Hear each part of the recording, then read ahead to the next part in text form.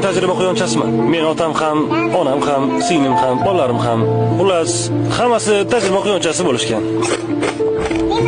Ular hammasi o'lib ketishgan. Meni ham qismatim shu. Biz shu uchun dunyoga kelganmiz. Quyonlar uchun bu sharafli ish.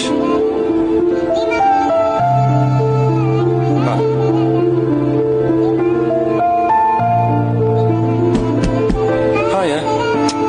İşim boshlandi.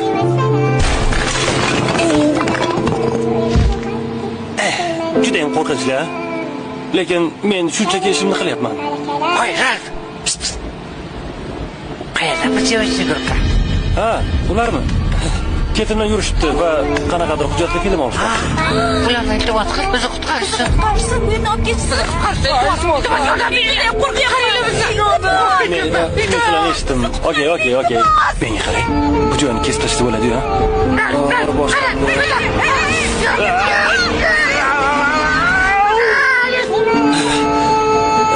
Nima demoqchi edim?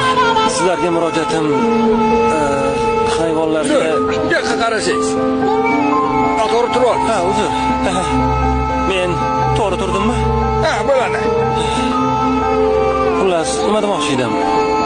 Sizlarga murojaatim hayvonlarga tajriba qilib ishlab chiqaradigan kosmetika, ko'zdagi suriladigan shampunlar, quyoshga qarshi kremlar, umuman barchasi vannangizda turgan hamma kremlar, kosmetikalar. Sizlar bo'lmaganingizda men ochig'i ishsiz qolgan bo'lardim. Qayerdadir o'rmonda. Oddiy quyondek.